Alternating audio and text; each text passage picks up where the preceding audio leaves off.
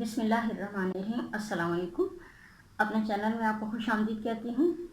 اس channel میں نے آپ کو پہلے بتایا تھا کہ ایک نیا سلسلہ شروع کیا ہے میں نے، جس میں میں آپ کو تاریخ اسلام کے حوالے سے آگاہی دوں گی اور اس کے ساتھ ساتھ اسلام کے جو عظیم فرزند ہیں ان کا تعارف پیش کروں گی، اور اسی حوالے سے ہم نے حضرت عمر رضی اللہ تعالیٰ عنہ کی سوانح عمری شروع کی تھی اور ان کی ولادت اور ان کے خاندانی پس منظر کے بارے میں بات کی تھی۔ آج ہم حضرت عمر رضی اللہ تعالیٰ عنہ کے قبول اسلام کے واقعے کے حوالے سے بات کریں گے۔ حضرت عمر رضی اللہ تعالیٰ عنہ کی زندگی کا 27واں سال تھا جب نبوت کا آفتاب طلوع ہوا۔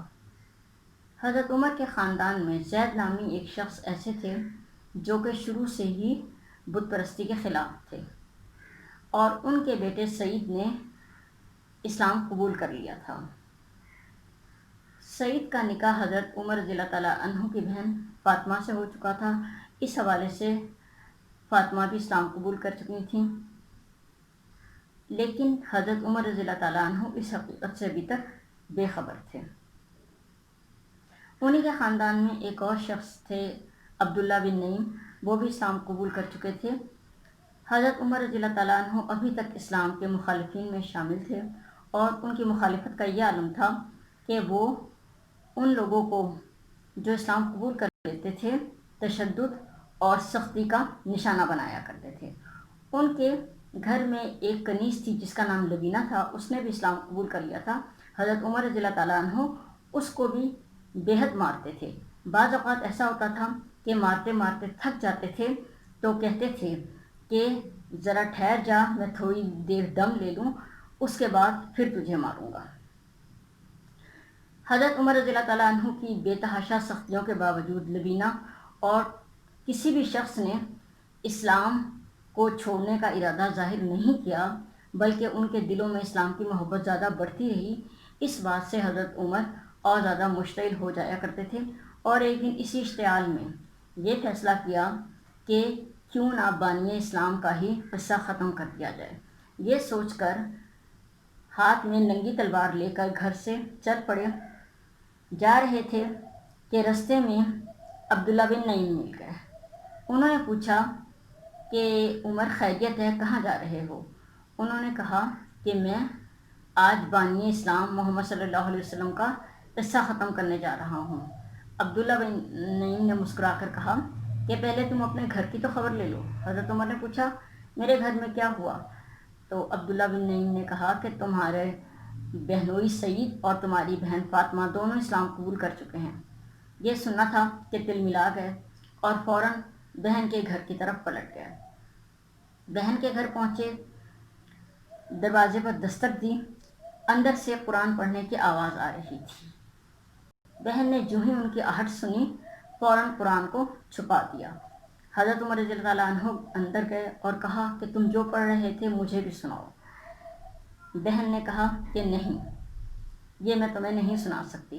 اس پر غصہ آ گیا اور کہنے لگے کہ مجھے پتہ ہے کہ تم دونوں مرتد ہو چکے ہو، اور اپنے بہنوئی کو مارنے لگے۔ بہن چھڑانے کے لیے آگے بڑھیں تو ان کو بھی مارنے لگے، اتنا مارا کہ بہن کے جسم سے خون جاری ہو گیا۔ لیکن اس کے باوجود ان کی بہن نے کہا کہ عمر جو تم سے ہو سکتا ہے تم کرو، لیکن اب اسلام کی محبت دل سے نہیں جا سکتی۔